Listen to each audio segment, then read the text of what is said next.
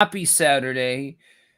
It is time once again to let it rip. Guys, thank you all for joining us this morning. A couple of things straight out of the gate. We had some questions yesterday while we were on the air about the what's the deal with everything as far as the network goes. What are these different shows? What's all this? And so just wanted to give, for those of you who are unaware of what exactly Let It Rip is, this is the show where we break down discussion. We it's still obviously founded in scripture and all of those kinds of things, but this is real life concepts. This is open discussion, raw dialogue, all of those kinds of things.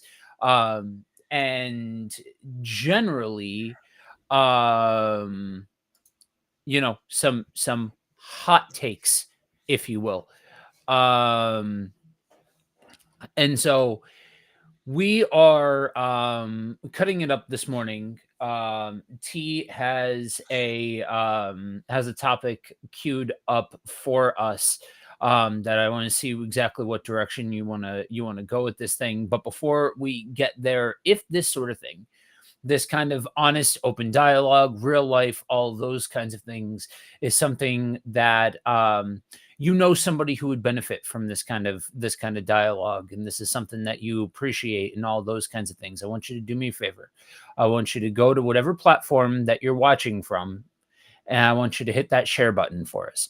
Share this around, share this with somebody, let people know what we've got going on here, because when you do that, it lets more people know what it is that we're doing, and that we're here live every Saturday morning, 9:30 Eastern, 8:30 Central, 7:30 Mountain, 6:30 Pacific. And so this time, I'm interested, man, to see exactly what kind of path forward you're looking to go with this thing, because this can be a kind of a spicy topic. So go ahead and set the table for us. Well, I shall set the table, brethren. Let's see. So I don't know how much you're into TikTok and things like that. If you're like always following what's going on TikTok trends and things like that. I know for me, being a content creator is one of my musts because I'm kind of entering into this era of my channel where I am reacting to content and with gameplay. And Mhm. I'm still having topical conversations on my YouTube channel as well, but I'm doing a lot of reacting because that's what I kind of stumbled upon on accident because I made a shorts channel. Well, my shorts channel is part of my main channel, and I started doing a lot of shorts with just sermons and gameplay. And I'm always getting to controversial conversations in my shorts, man. It's just it's just Joe. You won't believe the controversial statements. Like I'm trying to really wait for this one that I really want to talk about. And I think we're probably gonna hit it a couple weeks. But just I post a lot. Sometimes women preachers preaching good stuff, man. They're sound, and so I'll post it if I Mhm. resonate. You just stuff here, man. Women should be preaching and this crazy stuff, right? And so, Yep. needless to say, that's how I kind of came up with this topic. And so, started at the beginning of the year. If you don't know, William Murphy had a very, I say, turned up service for his watch hour. If some of you guys don't know what watch hour is, it's what certain churches do to bring in the new year. So instead of having their members go out and do crazy stuff, usually churches will create a safe space for their members to come in to worship and actually pray in the year. We actually did at our church at Sure Foundation. We had a watch night service. We worshipped, man, prophetic words were given. It was a powerful time, and we brought in the new year that way. So you might hear certain churches doing that. Well, Willie Murphy decided that he wanted to add some swag and surf into his New Year's. He wanted to add a little bit of walk it out into his New Year's. And it was very controversial because the problem is I had with it. There was no real scriptural context. It seemed like it was just random people just turning up in the club, and it was just crazy. If you look at the footage, just like, man, I wish I could have let y'all see that. But it was just crazy. Even it run under a lot of controversy, and had a lot of the Christian community saying, you know, why are we trying to mix secular means in the church to reach people? Why isn't the gospel enough? And that's even my question. I asked that a lot, and you know, in response to react to these videos, because it just seems spontaneous, especially when he was asked about it. He was saying that 150 people got saved, and that was his response: is, yeah, people got saved, so if you can't out soul win me, that's his words, verbatim, meaning if you can't bring more people to Christ than me, then you need to shut your mouth. And I don't know, just kind of got me thinking, like, should we even have these themes in the church at all? Should we stay away from these things? Is it okay to kind of mix a little worldliness to kind of bring people in the church to stay relevant, to stay current? Or should we completely steer away from it? You know, so that's how this thing got started in a very long-winded way. I'm sorry, y'all. Your boy is waking up a little bit, so he's trying to get scared. But that's you kind of peep where I'm going with this. You peep me? Yeah. So I I'd heard about this. I'm not I oh, how do I say this? I have a short fuse for foolishness sometimes. Me And too. so some of the pop culture related stuff doesn't necessarily, like, I don't catch all of it, Right. but like this dude had people talking Oh yeah. after the service, and somebody sent me a video like, yo, you need to check this out, because I'm the type of guy, and we talked about this a bit during the fandoms episode, and anybody who's heard me preach or anything like that knows that I'm not scared of pop culture. Right. And I think that that's the reality of a lot of Christians is, man, they won't tell you that they're scared, but if you listen to them, it's almost like they're afraid they're going to catch a case of the heretic. Ah.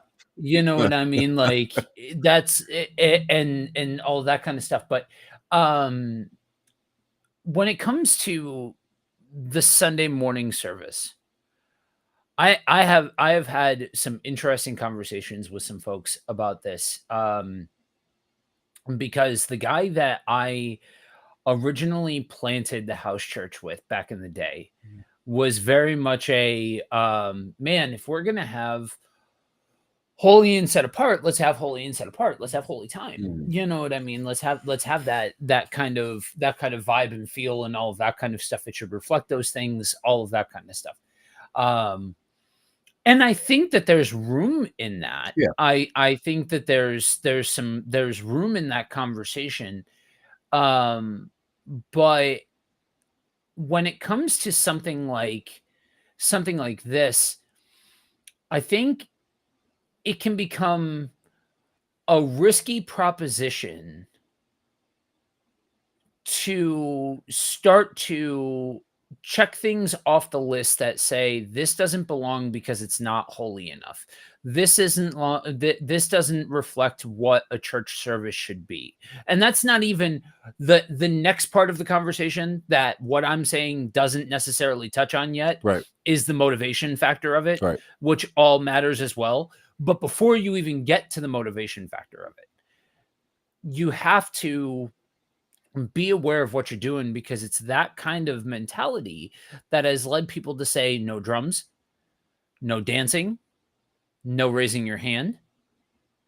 Like, some of the Oh man. some of the reactions, dude, Oh, man. Man. some of the reactions that I got when I came back east after the service that some folks watched from Sure Foundation were like, what was that? Oh my, oh my, oh my. What? Like, bro. But you could do that about anything, Right. right? Right. And I think that's what I hate feeling the way I felt. I'm gonna go ahead and just be real with you, bro. Like, I Yeah. felt like I did when I was trying to crump at my old Baptist church. I was trying to introduce Crump to this church, and they was just like, "It is worldly, leave it outside." And I remember fighting tooth and nail with my pastor at the time and bringing scripture to express a different form of worship through dance. And I remember coming out of that conversation victorious because the man of God heard me, but Mhm. yes, that's worldly. We ain't gonna be twerking and shaking your booty up in here and gyrating. We ain't gonna be doing that's not worship. And so I remember like, oh man, that felt like, dude, why are we doing that? But I felt old, right? Can I just be real? Like, it made me feel old watching this. 'Cause I'm like, man, how I've just viewed this differently, Yeah. and maybe it's because I see the line differently. My biggest problem with this again was his responses. Because Yeah. this might be controversial or something. The whole video of them partying up in the church really didn't bother me that much. It's his remarks while he's doing it. Y'all too Right. saved. What does that mean? Why are you saying that? If you gonna have a good time, Right. have a good time, bro. What do you mean by you too saved? And then I don't know. I can't deny because worshiping at my church, being one of the worship leaders at my church, words do matter to me. So I listen to lyrics a lot. Yeah. I can't help myself. Yeah. Can I be a little bit honest? So your boy sometimes like a little bit of dirty lyrics. He might be Yep. one to leave the Rated E version on when he put on the song. So I'm just being real. And so the Lord, Joe, the Lord is working on me. Okay, so try to keep my gospel just gospel. I'm working on it. Okay, but So let me ask you a question though. Let me poke a little bit, go ahead, Let me Paul. poke. Go ahead. Go ahead. Why is it that listening to an E-rated version of a song requires the Lord working on you? Because for me, I don't know, man. I just think I'm like I said, I'm becoming more of a words person. I think the older I get, Right. the more I realize that words have power because the powers that it have over me, how it shape me. People say you do matter, and so a part of me Oh wants to yeah. be like naive and be like, it doesn't matter what goes in your ear when it comes out your mouth, right? Because Right. it's semantics. People prefer certain type of language. We talked about this couple. Like, was that like last week or something like that? It was a couple. It was a Weeks couple of weeks ago. And ago. It was a so couple of weeks ago. I don't know, man. I This thing is one of those things that I think is so individualistic. By the way, I want to push this on anyone else that I just think the Lord works on you on. And I'm just like, yeah, I don't think I think I need to be careful with that. And there's certain things I'm just like, I'm good. I don't think it's really a big problem, you know. Right. But for majority with music, it's because since I'm always worshiping, I'm always singing in some capacity. I'm like, I actually gotta be careful what comes out of my mouth and what I put in my ears because I'm a person that I vibe with lyrics. So if I'm in the mood, I'm like that lyric hits, that applies, and so that's just Yeah. me, And so it might be like, I don't know if I want that getting the heart bucks. I don't want to, I might be wanting to listen to, a song that might be a little explicit. You're like, I'm married, but don't want to put that in my bed. I'm just saying, I'm Right. just trying to keep it as somewhat PG as possible on the stream. So with that being said, when I'm hearing, looking up Swagger Search lyrics and walking out, I'm like, how is he going to do this? How on earth? Because I'm very quote unquote edgy. So I'm one of those people. I'm like, how are you? How are you? How are you going to do this? You're Because if you make this work, I might back you, low key. I might just back you because you. It depends how you go with. But the video never showed that, and I was like, right. okay, maybe he's gonna give a response. Surely he's gonna give a response, and he gonna explain this thing, and he gonna have this look like some hypocritical, old, judgmental Christians who don't like no fun, Right. right? I'm like, he gonna make me look dumb, and I'm waiting for it. So his response comes out, and nothing. It's just shut up, don't question me. I'm like, bro, we can't be doing this. We can't be doing this, Yeah. bro. I'm trying to believe me. And then one of his members, I don't know if you know who the Brat is. So the Brat is actually one of the members of his church, her and her wife. And a lot of people were taking fun. And to me, I don't. to me that's not a big issue to me because a lot of people's like you should know he was trouble when he did the baby dedications for the brat and his girl. I mean her girl. I was like that's semantics, you know. I I don't know. I'm not gonna get into that. That's not my gripe. So he gets on this interview, Right. same thing, really long explanation, and then he finally gets. He's like, "Oh yeah, the Lord gave me a prophetic word." I was like, "Oh no, oh no, Yeah, I have the oh exact same reaction. oh no." Whenever I hear the words prophetic word in the same sentence, I'm like, I'm just, all right, I'm like, all right, I'm like, let's do it. oh no. Okay, go ahead. He I think he uses was I don't even know what chapter. My head hurts. I think it's like Acts 8 or 9, where the man healed at the beautiful gate.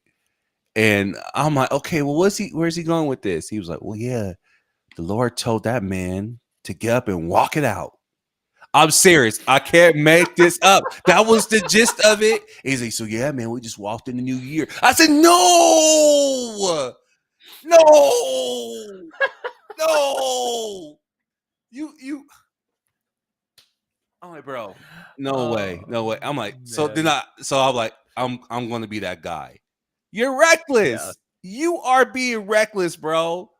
And yeah, and listen, this is a no-no for me. This is a absolute no-no. Okay. yeah. That's what you call a gymnastics routine. Absolute. That's what you call reaching. Oh my god, man was doing some major flips, bro. I mean, this dude's a pro.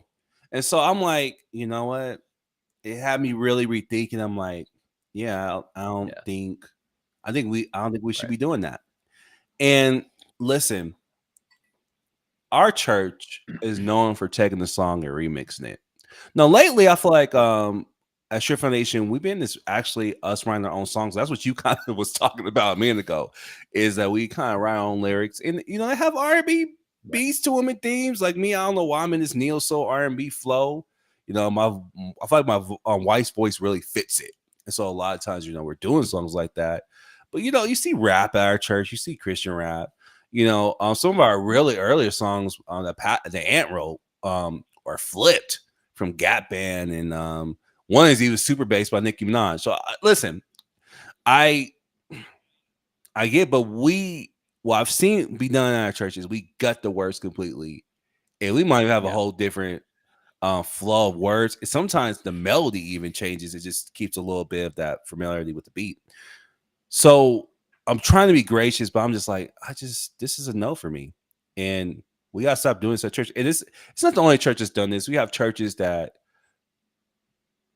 talked about weed being okay and things like that. And let me give me some a little bit more context. Weed in the sense of that you could literally get blowed in the church, just this crazy stuff. This stuff that's just not challenging people to actually be set apart. And that was my biggest thing. I'm like, well, where's the challenge to be set apart in this? You know what I mean? Because it's like, I get it, you know, kind of, because his responses are killing. But I'm gonna be gracious, Joe, because you know I'm one of the gracious one when I get on here. I'm like, I'm trying to figure out where people going, you know. So before I be like, yeah, that's just wax. Shut up, don't do it. Sit down somewhere. Go take a time out with your squeezy in your hand and think about what you just did. I'm usually trying to be gracious, but I'm like, bro, I just felt like we can't be trying to. Where is the identity in the church if we look like the world? That is the like serious question, and that might be the question for this whole stream. That might be the spicy, controversial question because Mhm. I swear, since I'm like in my 30s now. I'm getting a little bit older. Is there's always this argument of be not like the world, but be in the world, right? If you're in the world, you're not supposed to be like the world. So if you have anything that looks like the world, you're of the world, right? That's the extreme argument. And then you have the other side. You know, how are we going to reach the world if we don't even know what they like? We don't even know what their customs are. We don't even know what they're into. Right. We kind of gotta, you know, give a little bit so that way we can reach these people. And so these two are always colliding. They're always banging. And I feel like late, I don't know, bro. I don't know if it's age. It probably is age. I'm kind of like, I feel you, but at the end of the day, how much I used to say I hate it. I'm starting to appreciate this about being a Christian. We are meant to look different. So what does different look like? So I'll let you have I'm it. gonna. Let's roll, bro. I already feel you. It's funny. It's funny because Andrew will tell you whenever he has me on the Misfits Mm. that he has me on the Misfits because I make him look like a moderate. Um That's a lot for him. Bro, if you're edgy, what am I, a cliff jumper? Like, come on, man. Like, what are you? You're edgy. Come on. Before I really go into and start breaking down what you had said and responding, we've got some comments here. What's up, Cedric? Cedric's in the comments. Good morning, sir. Thank you for joining us. And he's got a couple of questions here. Thought, who are we trying to reach and teach when certain songs are redone at your church? Ooh. So, I think, so I think That's low it. it's hard with these kinds of That's questions. low it. And I want to honor it, and because like we've said before and we'll say again, you know, thank you for commenting. We really we appreciate the comments, we appreciate the questions, we appreciate the engagement. I don't want to go too far off of what the spirit of the question was. So like when with questions like this, there can be some like implication that isn't conveyed within a chat box. You know what I mean? And that sort of thing with this kind of thing. But I would say I'm going to answer almost twofold. One, for myself, and two, kind of knowing the directionality of Ant, knowing the directionality of Sure Foundation, that sort of thing. Right. I used to think way back when that Christians were just being weird when they would take a song, change a couple of lyrics, and then suddenly it's a Christian song. Twerk for Jesus. He has a different meaning now. See? Nonsense. You're nonsense, we're bro. It. Come on.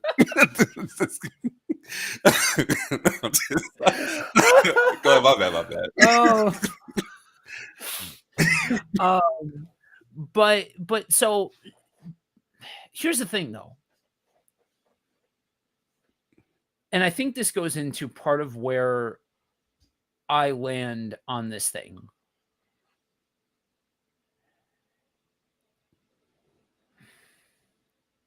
I think that there's something to a song that wasn't intended for one message being taken a different way.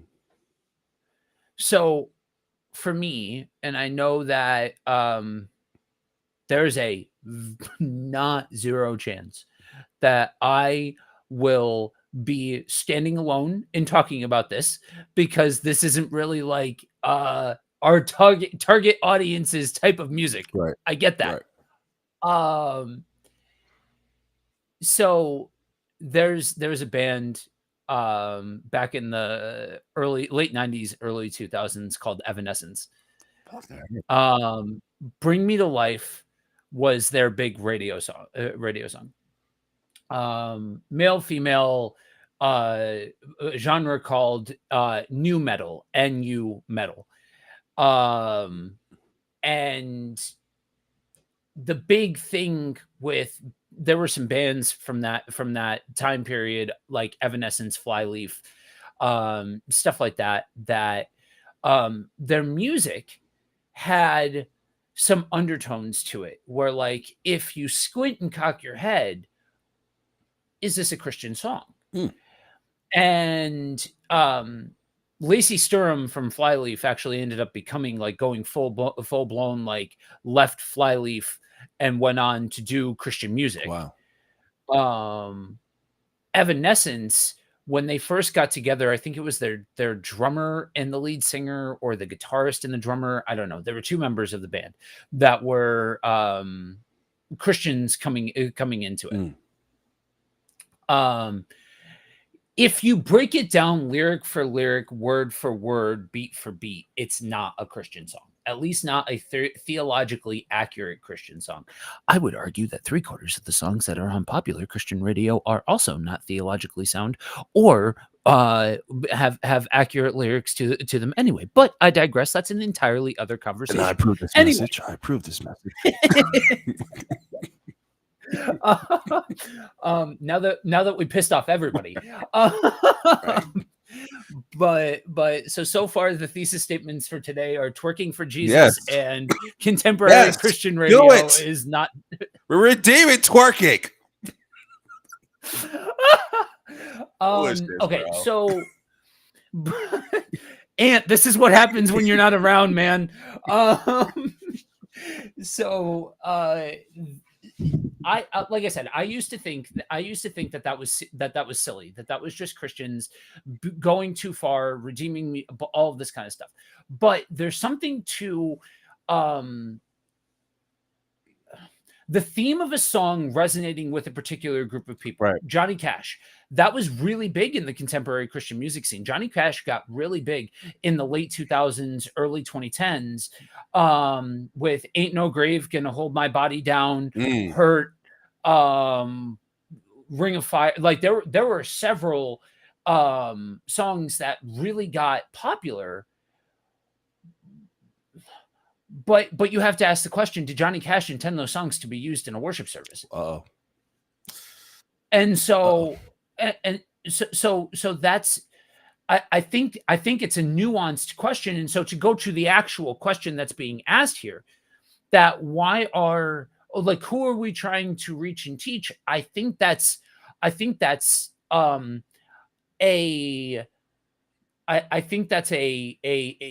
moving goalpost. I think that's a situational answer. Yeah. Because you take somebody like me, right? Part of my ministry is I minister to folks that are in the track with me. For those of you guys that are listening, hear everything I'm about to say. Don't hear one word and roll with it. Right. People that are in alternative lifestyles. Mm-hmm. That doesn't mean what you think it means. That's like the heavy metal crowd, the goth crowd, those kinds, the punk rock crowd, different stuff like that. That those alt lifestyles that folks that are very straightforward, straight-laced, that sort of thing would look at that and be like, I don't know about that. No, thank you. Sort of. Right. No, for real. You speaking. And so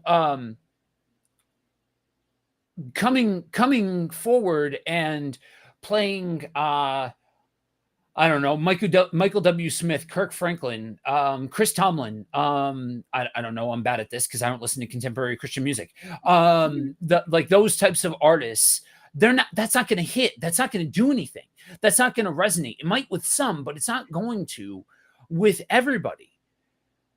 And so you have to figure out a different way of articulating these things and stuff like that. Now, that also being said, and this kind of speaks more to Sure Foundation's perspective on this, I might not necessarily agree wholeheartedly with Ant, but there's only X number of rhythms and chords and musical components that exist. And so you can hear a thing. Right. And appreciate the backing track. You can appreciate the substance of the song from a musicality standpoint. Right. And say these lyrics are garbage. So let's do away with those. Right. Let's keep the melody and stuff like that and go forward from there. Or, man, this sounds like this could be a Christian song. Let me change some of this stuff and rework and all of that kind of stuff.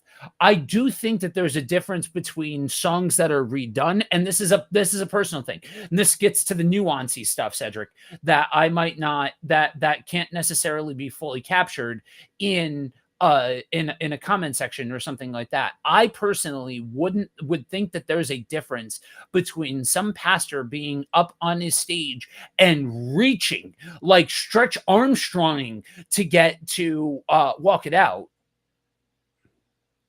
and taking a song and actually going through through the musical components and remixing it. Right. I don't think that those are the same thing. Right. Let's see. He see you guys are all over the place. It's simple. It's the intent of the song. Well, he's building like the thought process, and I kind of want to join you on this thought process.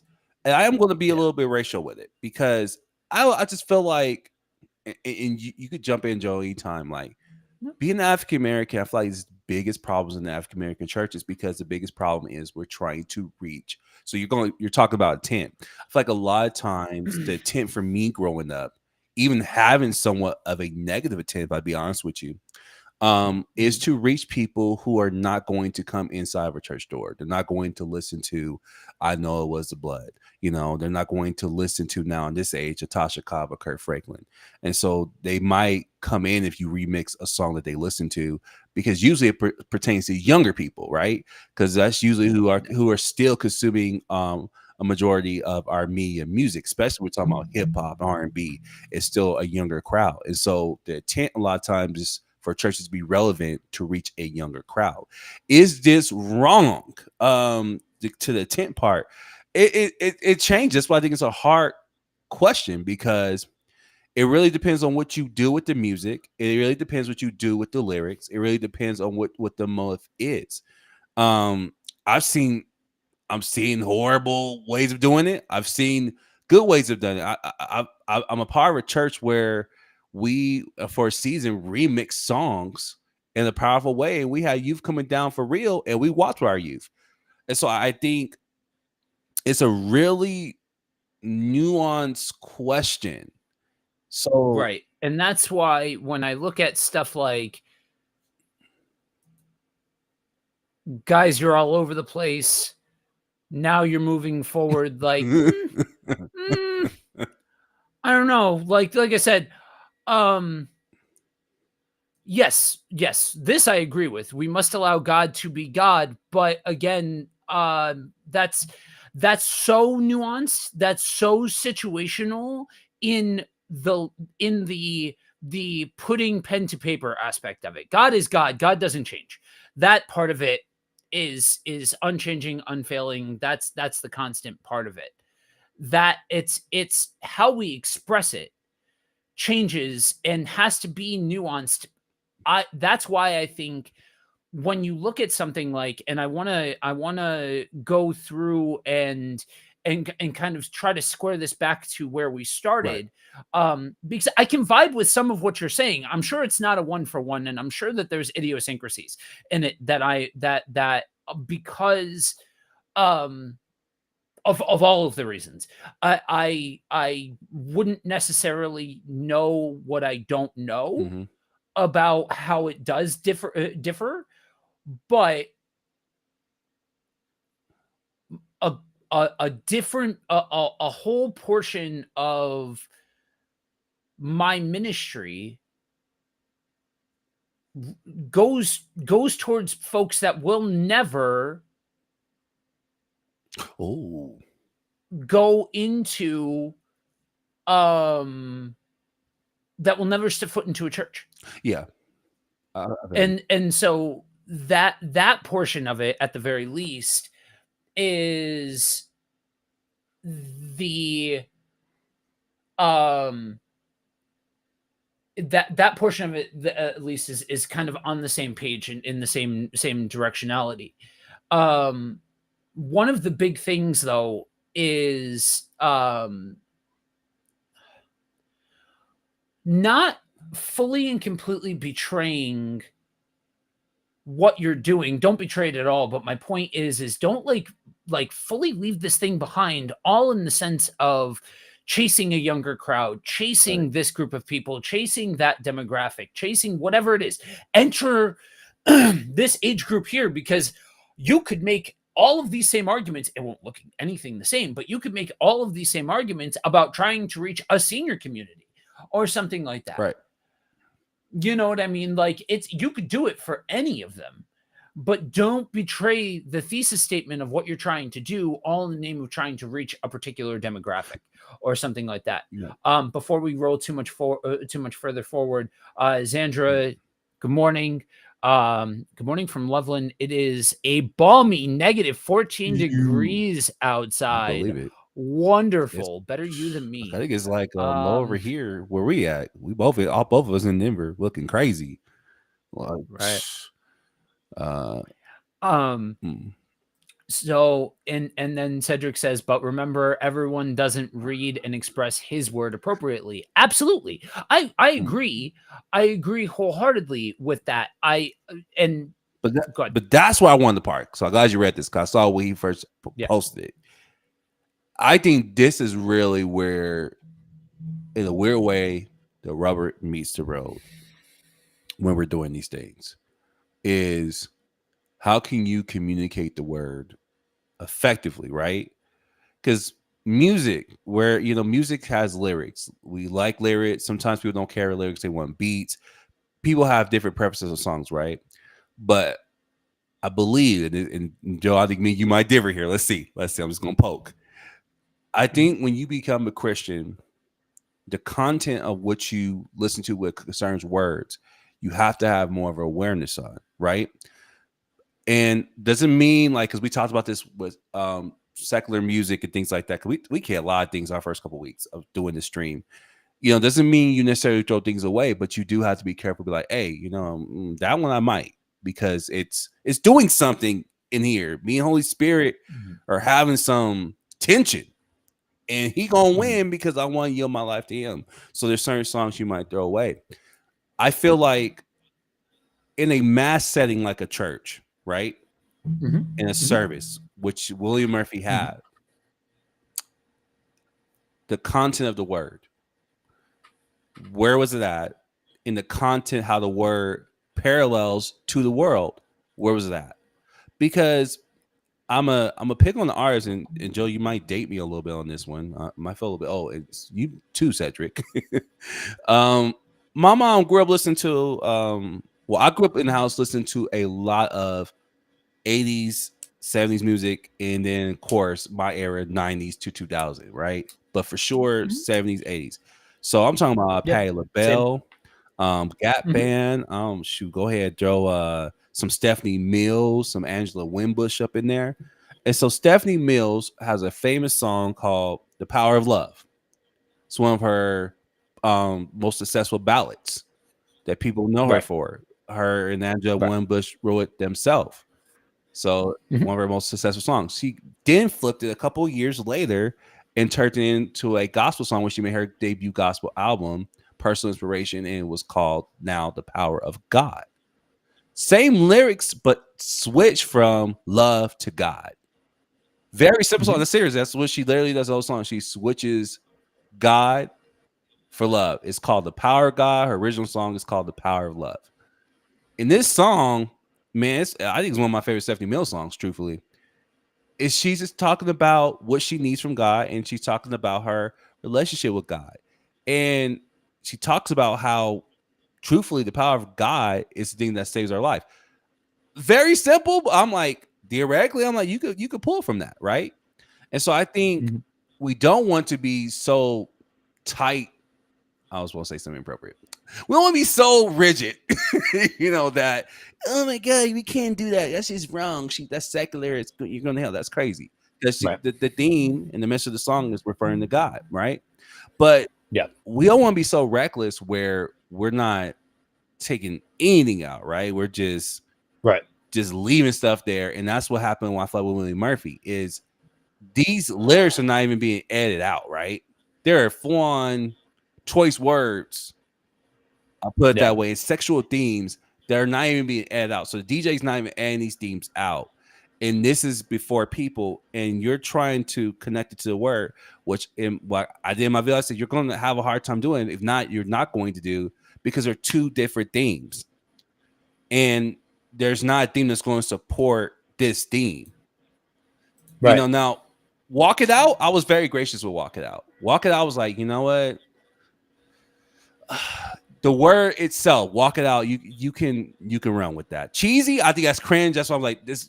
So while watching I'm like, this is so cringy. You know, it felt just cringy to me. So that was my biggest gripe too. I was like, that's just cringy. That's weak. You know what I mean? That there's a difference between misappropriating the word and just being cringy. That was just cringy.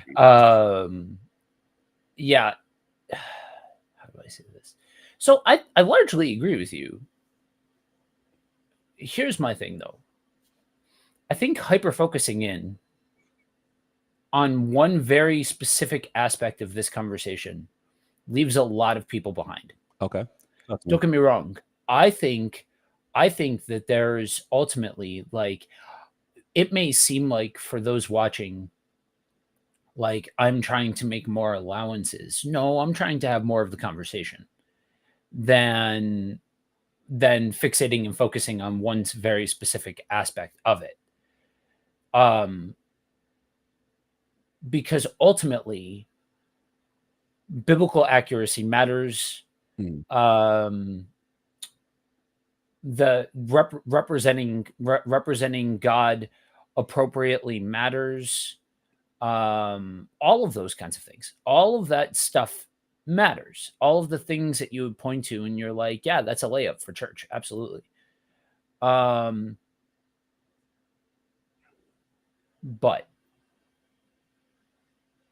I think there's a reality to, again, having different shades of this conversation for different groups of people. It may seem like we are going all over the place by stating that, but because it looks different for different people, the conversation's going to have to include all of those different groups of people.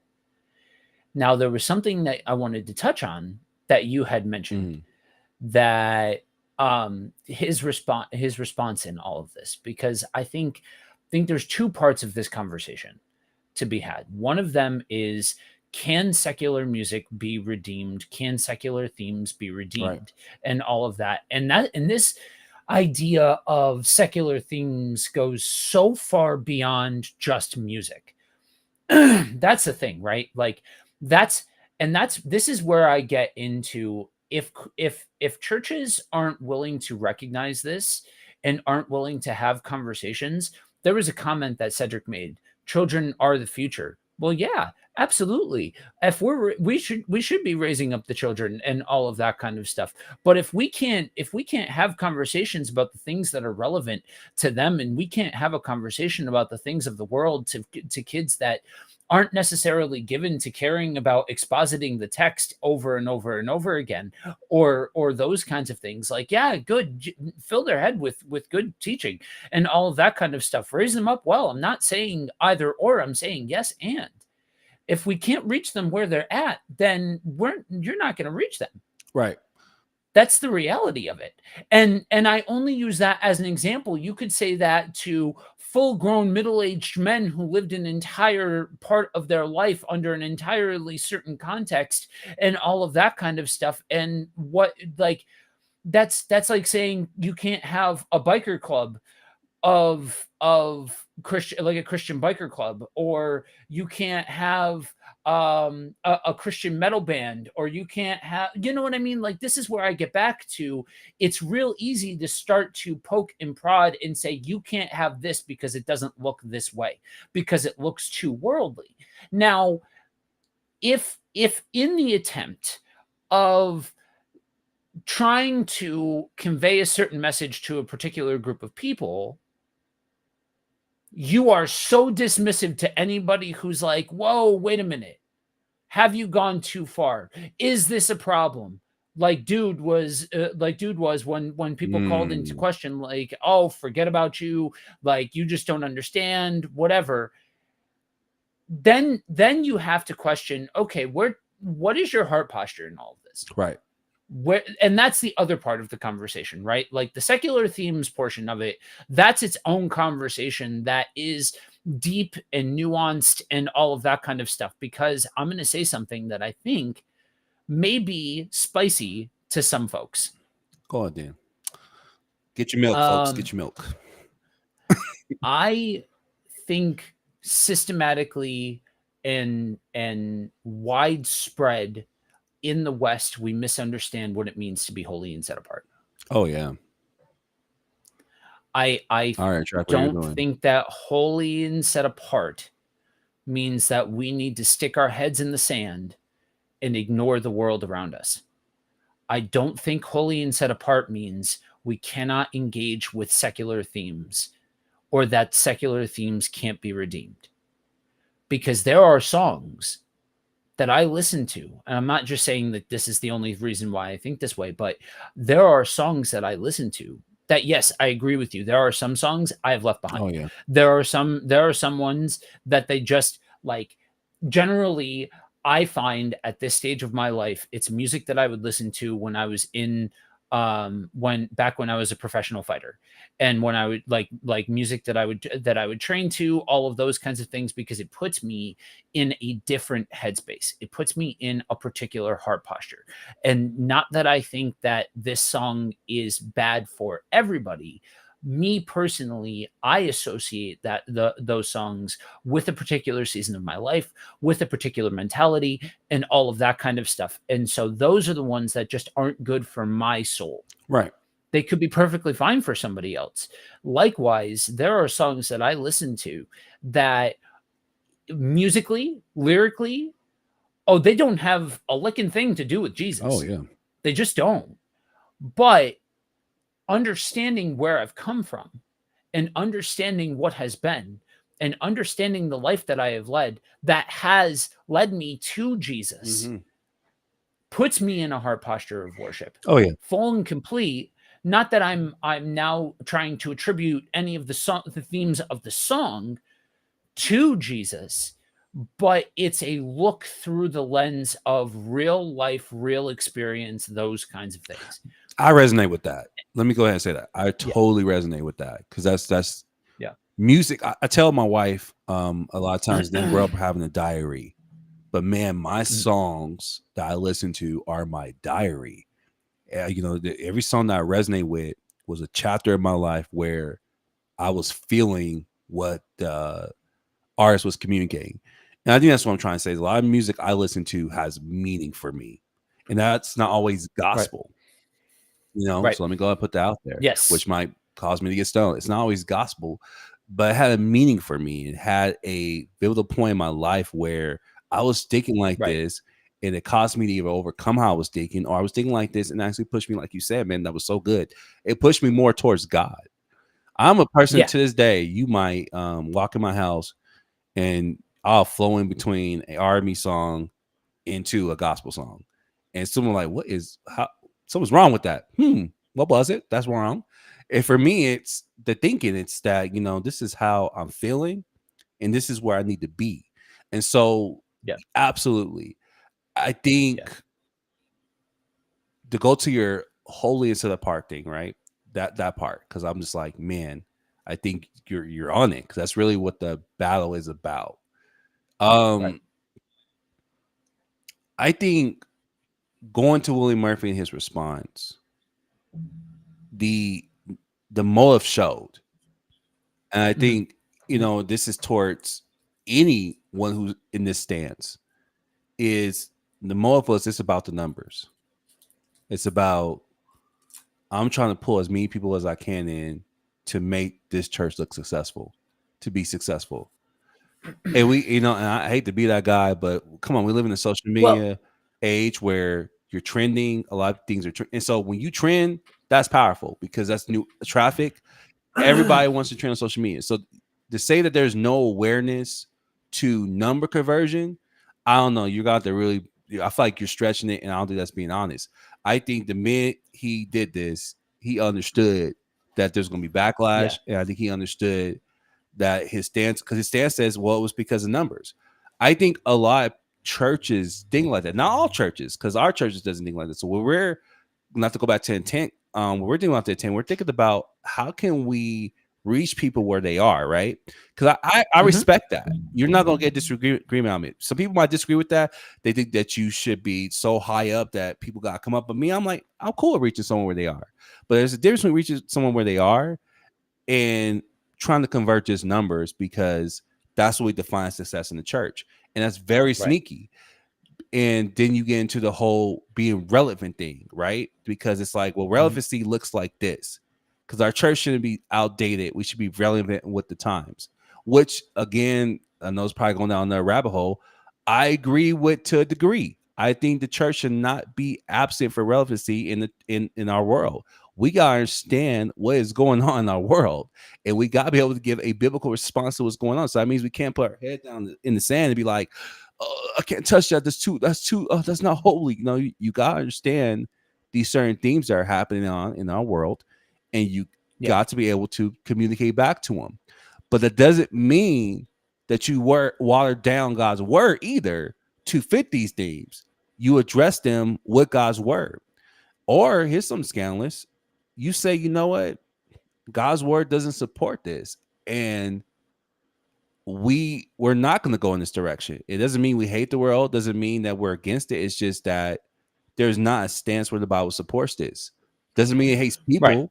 And I think that's kind of hard for people to do, is either the two. Like I said, I feel like we always live in the world of extremes. The extremes is we gotta be so relevant that we keep people engaged. So we have to be on top of trends. We have to be on top of this.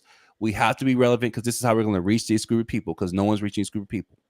Or it's the other extreme where it's like, well, we're not going to touch that at all, and we're totally against it. And anyone who even thinks like this is a heretic. And I think there's Right. no middle ground that me and you, I believe, we're kind of having in the stream. Is like, well, the middle ground is, you know, if it brings you to Christ, let's go ahead and look at it. If this could be a tool, let's look at it. Let's try to figure out if God can redeem this.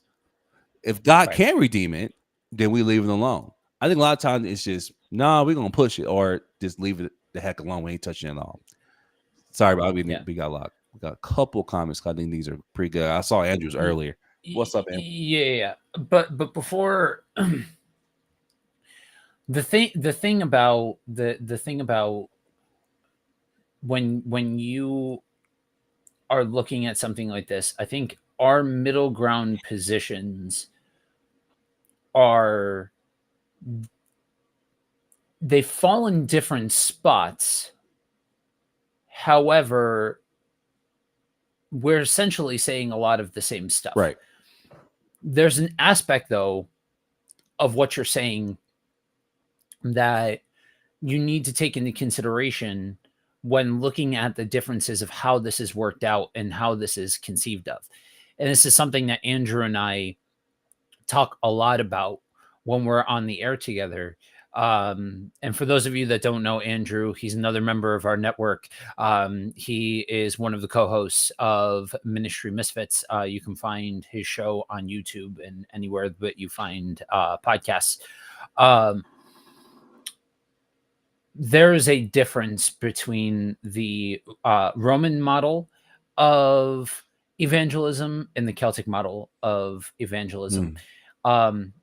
The Roman model says that we have to have this greatly derived, this eloquently stated, this well-conceived gospel presentation.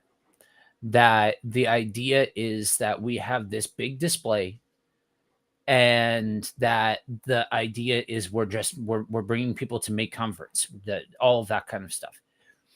I'm certain that there is an aspect of this where somebody like this guy looks at and is like, okay, this is going to do numbers. This is going to drive attention, all of that kind of stuff from the digital aspect of it. But also baked into the fabric of Western church. Right. Is this idea of the Roman model of evangelism, versus this more community based, meeting people where they're at based Right. model of evangelism that gets dirty, that goes to where people are, and all of those kinds of things. If our pure intent is to address these issues of the world, or address conversations simply with the idea of negate, if what they're saying needs to be negated in favor of Jesus, then are the question becomes, are we actually stopping to listen? Are we really meeting the person where they're at? Or are we just listening long enough to find where we can interject and then start to evangelize to them and start to preach to them? Now, there are some of our brothers and sisters that may look at me and like, wait a minute, isn't that exactly, aren't we supposed to be spreading the gospel of the good news of Jesus Christ? Absolutely. Absolutely, we are supposed to be spreading the gospel of the good news of the kingdom of God. But does that have to look cookie cutter, clean, like this very specific way, this very specific model, and negate what the person's going through or where the person's at, or adapting something that is relevant to that person? And that's what I appreciate about this kind of approach, and why I think this kind of approach is so beneficial Mhm. when it comes to the church. Because, guys, somebody who looks and smells and acts like somebody that I would be ministering to is not going to walk into a church with a dude in a three-piece suit standing at the front of the church talking about behavior modification and talking about, you just need to follow Jesus, forget about everything else, just follow Jesus. Yes, there's value in some of those statements. I'm not saying there's not. Right.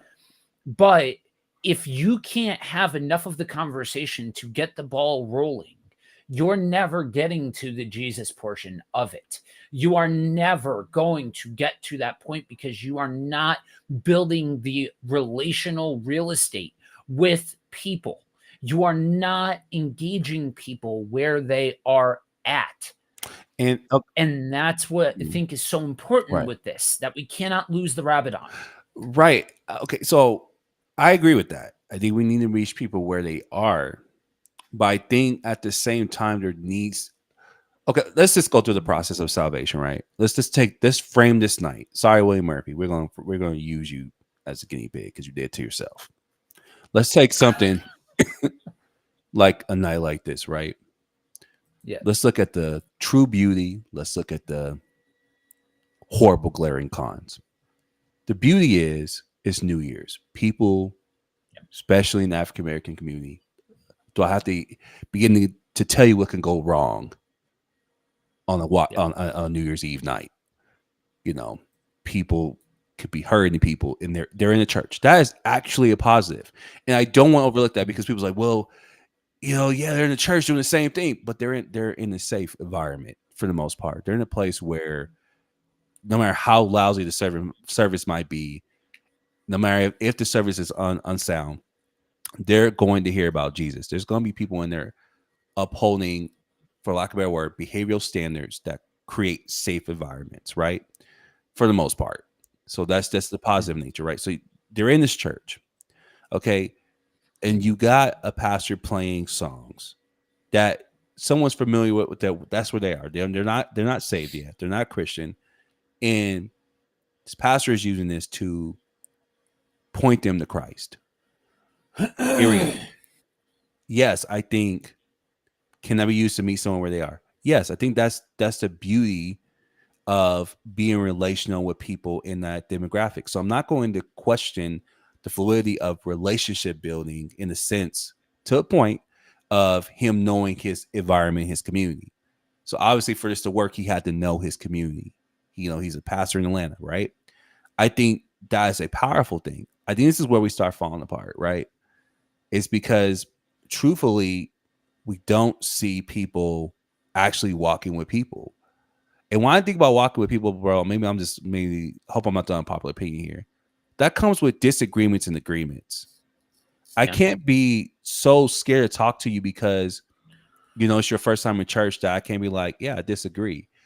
But at the same time, I can't be so above you where you can't even touch. It kind of goes back to the conversation we had about being common, which I know in hindsight maybe we should talked about really being relevant. I think we might rename that. Maybe that's a whole different conversation.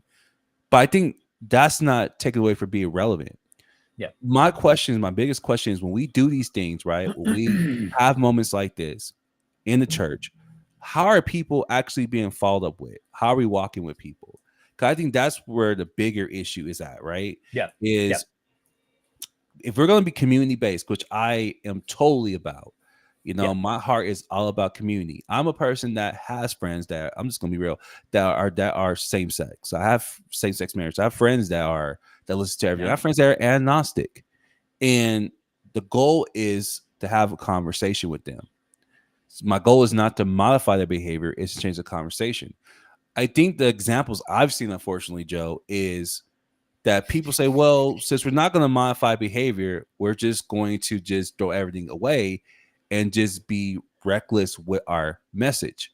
So there is no message. It's just people just, I don't know, and forgive me for the jargon. It's just people just, it's just people being, for lack of better words, very unintentional about what they want. So for the person who's a Christian, unintentional in the fact that, I am trying to share the gospel with my friend, with my lifestyle and with my words. On the person's part who is not a Christian, it can seem like it's not clear about what a stance is, right? And I think that's what I've seen it because I'm really having a hard time forming this in words. But it seems like a lot of times the conversations I've seen is that there's no stance that this is who I am. So as much as I accept you for doing what you're doing, you accept me for being who I am, right? Yeah. And that's where this conversation and dialogue happens. So when someone's going through something, right? Because people are going to go through life and they're going to be like, well, I know my friend, that guy, Joe, he's a Christian. Now, I know me and him have different views on lifestyle, but I can talk to him because I need some help. And maybe his God can help me. Yeah. Totally get that, right? Because I think that's what William Murphy's argument was trying to do, is that, we're relational and these people are coming to us. Yeah. But I think there's an accountability that was lacking. It's like, okay, well, how are we walking with these people? If we can't even say, well, hey, bro, that look crazy. What's the context behind it? And you're telling me to shut my mouth, right? Right. Are you saying stupid stuff? I think that's a problem because I think there's joint accountability. That's what makes a community is saying, okay, can we talk about the method behind it? Yeah. Because maybe the method was a little bit faulty, but maybe the results, and this is me being gracious, maybe the results could possibly be a work of God. Because I can't say that those people walking out of that church that day may not be on the right track of having a right relationship with God. But at the same token, I can't say that they are either. I can't say they just came in and they just turned up and they said the words to Jesus, but they have no intention of living out the word. That's why I think those things we kind of, unfortunately, are always going to just have to see how things fall. And that's one thing I don't like about topics like this, even though I picked the topic, is that it's so heart nuanced. It's so individual. You don't know what God is doing in the person. I came from the era where I told you I remixed songs and we sung gospel, and those songs really reached me. Joe, you caught some of them while we were there. You, I don't know. I think you were cool about it, because Joe came. He's family, But some of those songs, man, they pulled me out of a dark place. Yeah. I think the problem with conversations like this is you have to take time to let the conversation breathe. You Right. can't hyper focus on any one specific thing. You can't ignore 3/4 of the conversation to get to one point. You have to have every single solitary part of the conversation because it all fits and all props up the greater whole of the topic in general. Um, and to Andrew's point, Yeah, I love this um, one. Very good the stuff. discipleship factor is a much bigger issue. Paul used idols in Athens, but there was discipleship that followed. Exactly. To my point before about taking and recontextualizing different songs and different things like that, it's not a matter of, oh, because I did a thing that sounds familiar to a group of people, now suddenly that's the thing that's going to bring people to God and all of that kind of stuff. No, it's showing the dynamic nature of what it means to love people where they're at and all of that kind of stuff. But also at the same token, like what if somebody's asking a question about a song that they hear or about a concept or what, like taking keeping it to this idea of um like these specific instances, then that follow up, that discipleship, that post conversation matters because then you can start to unpack all of that kind of stuff, all of those nuancy things and all of that. And I want to get caught up real quick before we keep No, going no, man, forward. you're good because we have a lot of comments in between. So you're absolutely fine. Love the term layup for church. Yes, and this is definitely needed, old and young. And then I had it put up before. If it's not strategically relevant, it won't be effective or efficient or effective. Set apart does not mean separate. Um, Epiphany, let's continue to address things, however, not negate how important connections are. Your diary is for everyone to read. I think it's where we really understand the great exchange. Hmm. Speaking on issues is a great thing. And then Andrew's last one that I had up before. Um, so, yeah, I mean, I think when if we're just working off of the model that was set forward by this New Year's celebration, then yeah, I would have to ask questions Let's do it. about the motivations and about all of that kind of stuff. Like if you are, what's the through line? I guess. Mm. What's the connective tissue look like? I'm all for show people that we can do something other than just sitting there listening to hymnal music and all of that kind of stuff. But how, what are you doing other than just playing club music? Right. What's that connective tissue look like? And if it is connective tissue, how far do you need to work outside of the realm of gospel integrity or Right. scriptural integrity in Right. order to get there? Because I'm all for finding the connective tissue. I'm not saying that it has to be, but is it strategically relevant? Not just relevant for the sake of relevant, but actually strategically relevant. Is there strategy behind what you're doing Right. that fits to the ultimate goal? Because likewise, like I'm gonna take this out of this context and put it into an entirely different context, but Right. it's the same concept and all of that kind of stuff. Part of where part of why, and maybe this is something that eventually will God will work out of me and all of that. But if I'm going to be completely and totally honest, what I think separates me from some of my contemporaries, i.e. guys like you and Andrew, is that I am closer to unapologetic Hmm. about some things. not because I'm trying to frustrate anybody, or I'm not trying to attack or any of those kinds of things. I'm not. There was a point in my life where I was trying to be controversial for the sake of being controversial.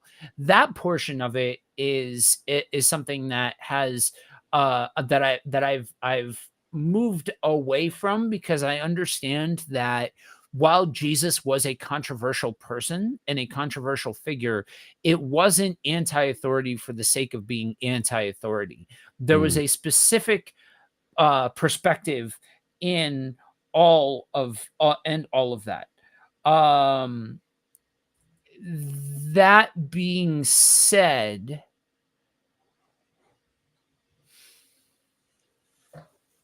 I don't.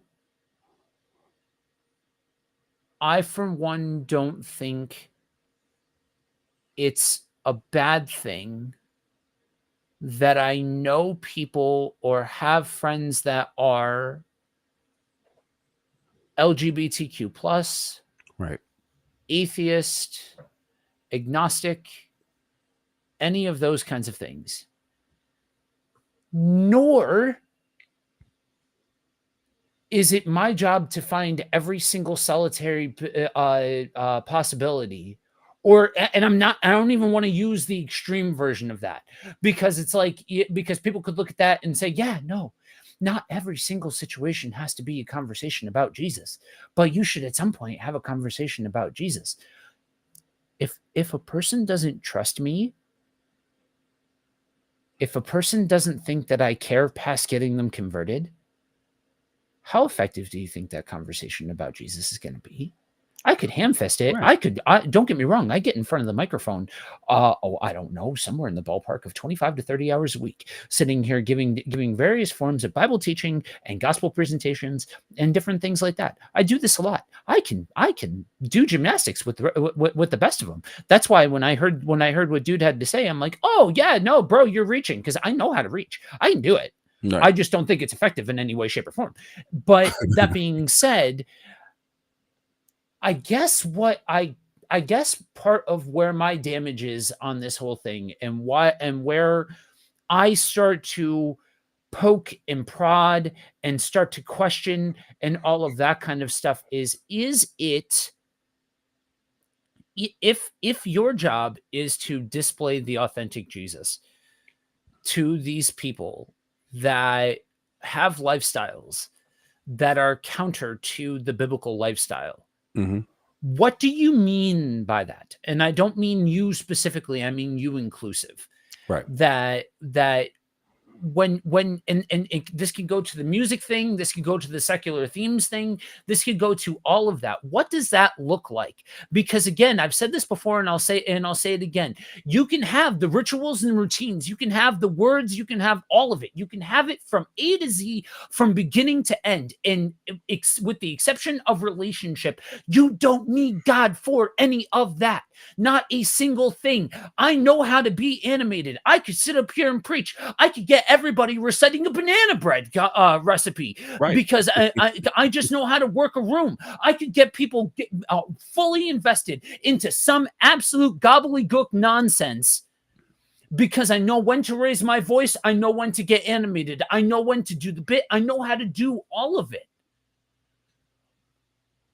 But what are we doing? Like, what is the point? What is the directionality? And what is the power of the Holy Spirit in all of this? Are we so scared about looking too much like the world that we're afraid, and we limit the power of the Holy Spirit in all of this? And this is coming from somebody that, when you look at the two of us, when you listen to the two of us, if you've only ever heard T on one of these streams, go over to the YouTubes and look up Sure Foundation Community Fellowship Church.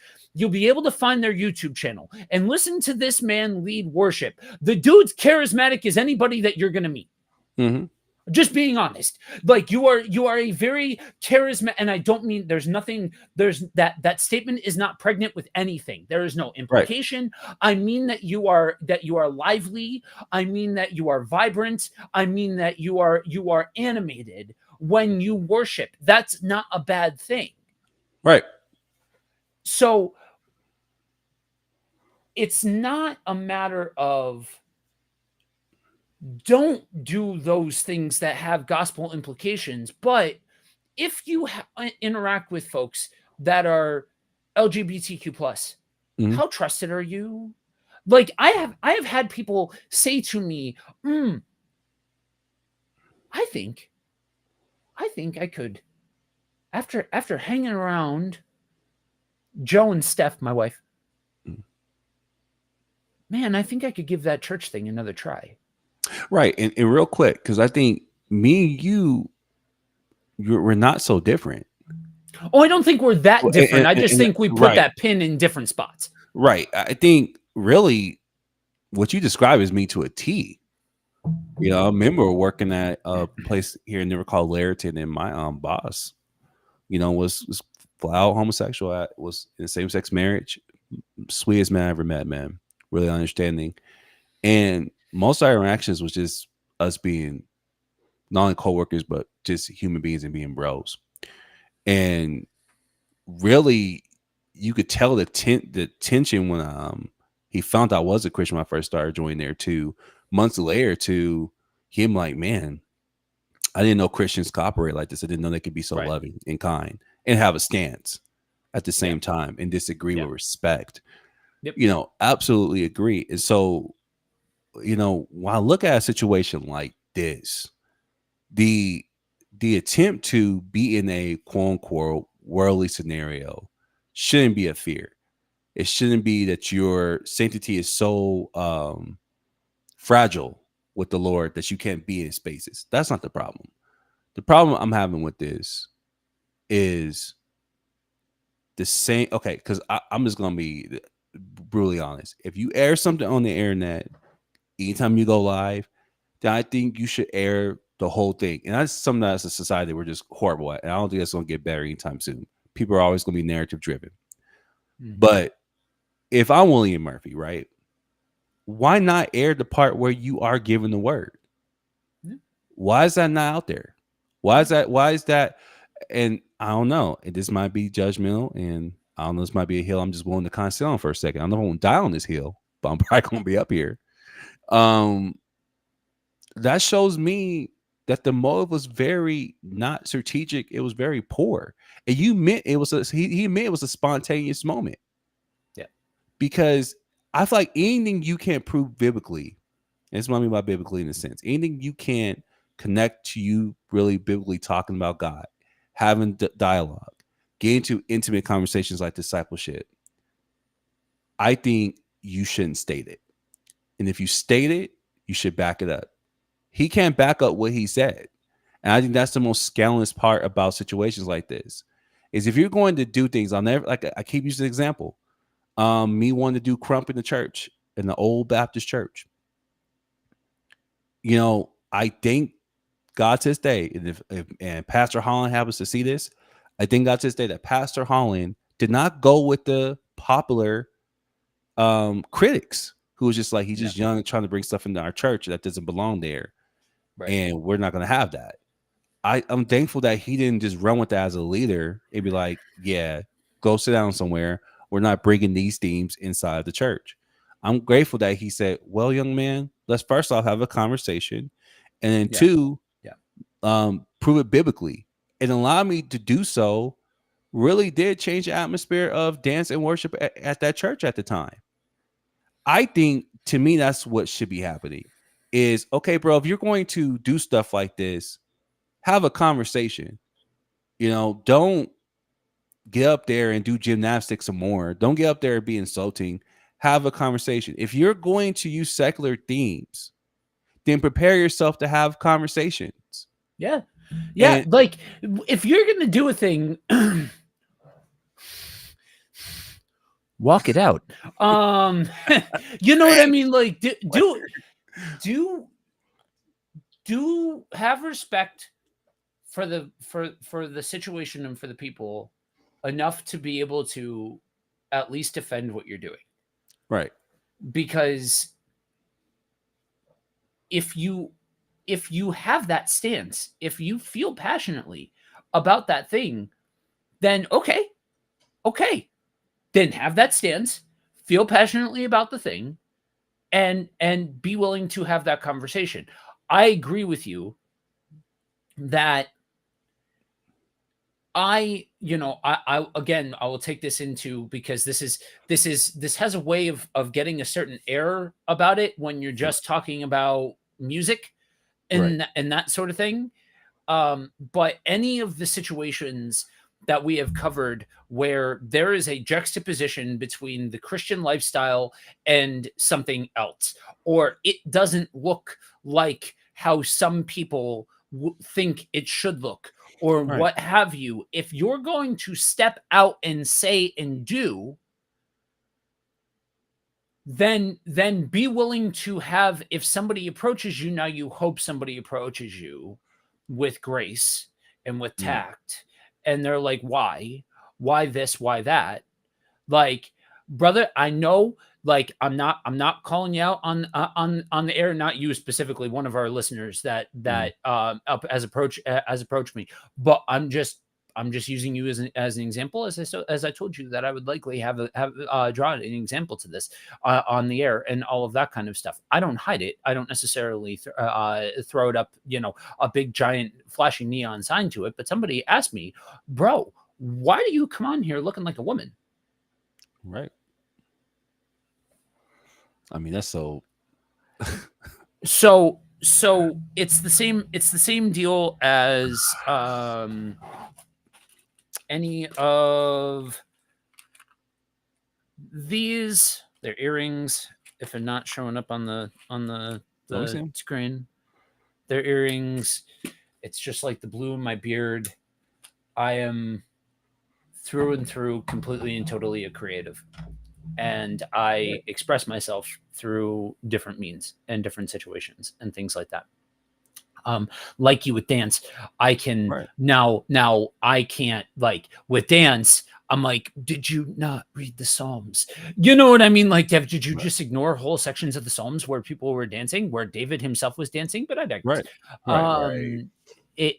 It's not, in my situation, in my circumstance, it's more about debunking myths based off of misused verses rather than drawing examples from specific verses. But I think any of these things, we need to be willing to have those conversations and back it up, or be authentic enough to say, this is just me, this is just my thing, and there's nothing that says that I can't biblically.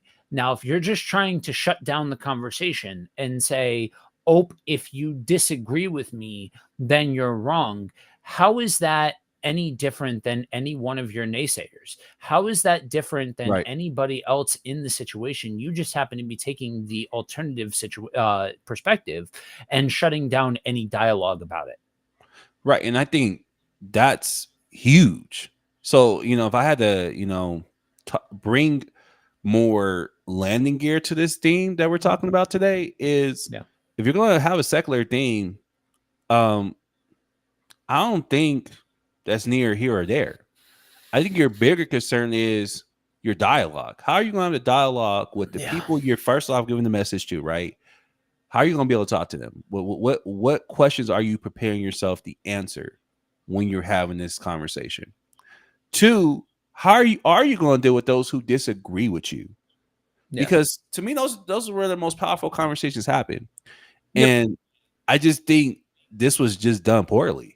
Is that Oh, yeah. when you're addressed, you and this is something, I don't know, I really just thought about as you were talking, that I feel like this is actually bigger than I was going to say. I feel like I really hear this type of flex more in the African American community, but I actually more think about actually probably more generalized than I'm thinking. But I just couldn't shake the fact that he was like, I brought this many people in. How many did you bring into your church? Yep. And I think that's so. So again, I'll say what I said before about the being the giant asterisk in the conversation of not knowing what I don't know. So Right. and being willing to be honest about that. So somebody may be able to educate me, and I'm all for education Right. on what I'm missing. But I it would seem like to me that's a pretty widespread evangelical thing Right. And that's what I was specifically. getting at. Yeah, and that's why Yeah. I would think so. 'Cause the more I was saying, I was like, I think that's more evangelical than I think I'm giving it credit to be. Is Yeah. that people look at the success of what they're doing in God off of the volume of people that they're bringing in, Yeah. Yeah. and I'm like, why are we competing that way with each other? First off, what's the need of competition? Yep. Second off, I mean, I'm really surprised I didn't hit this hard in the video. Sometimes I make YouTube videos. I'm like, man, I wish I could just go back and just insert myself before that upload happened and just add more stuff. But two, it really doesn't serve value to the body as a whole. And those souls are not yours. So let's say he Yep. said, I brought 50 souls. You didn't bring nobody. You didn't win a single thing, man. If Yeah. anything happened that night, it was the power of God. Just Yep. based off of your criticism. The Yep. people thinking that there is no God. So if anyone got saved and you saw it, it's definitely not by your hands or your works. The arrogance with a statement like that. But like I said, I've seen this statement before, Yeah. and it's a stick measuring contest. Keep the PG. That I just think is totally on. It just doesn't make sense. Why do we need to do that? It shows immaturity. It shows that you're actually not Yeah. secure in your stance. Yeah. I can respect someone who doubles down on their stance. There's like, yeah, Yep. this is my stance. Like you said, Yeah. Joe, this is just how I am. This is how I express myself. And I brought this into the service. You know what? Yeah. I disagree with, but I respect it because you're Yeah. doubling down and saying this is who you are at least. Versus when you Right. give me that, it shows me that you're not confident in what you did. And that Right. there's a possibility in what you did is wrong. Yeah. And here's the deal. You know, as cringy as walk it out might be, because you still gotta watch the video, bro. I don't know if you've seen the video, but just as cringy Yeah. as that might have been. Okay, appropriate. We do gotta walk this thing out in Christ. Oh my God, Yep. it sounds so cringy when I say it. We And on do that note, we do gotta walk this out, right? There are yeah. things that we're gonna have to walk out in Christ. Yeah. Yeah. So Yeah, ask powerful. yourself the question, if you're not if you have a stance and you feel insecure when somebody challenges that stance, ask yourself the question. Do yourself the favor and ask yourself the question, why do you feel uncomfortable about it? Because at the very least, if nothing else, if everything else is all sunshine and rainbows and you're on the right page and all of that kind of stuff, then just understand how to defend your stance. Then just Right. do the work to defend your stance. No problem. There's no problem. But if there isn't that work to be done, if there isn't something that you can point to, then that's a different story. That's a different conversation. Right. But guys, I'm gonna go ahead and hit the brakes. I appreciate all of you guys tuning in and watching this morning. If you have any questions about this conversation, any of the things that came up, go ahead and drop a comment down in the comments section. If you are if this is your first time and you are on a different platform, you can find us live every single Saturday, 9:30 Eastern, 9:30 a.m. Eastern, over at the Kingdom on the Road YouTube channel. We are also live on Ant's channel. If you look up Anthony Wilson he's got a presence on Facebook. He's got a presence on YouTube. He also has the Love Thy Neighbor podcast. You can also find us live Friday mornings, 9:30 a.m. Same spots for Kingdom on the Road. T, your channel is The Gaming Pastor. I am Pastor TC on YouTube, and I have I upload 3 videos daily. Not daily. It wouldn't be daily, right? Upload 3 times a week.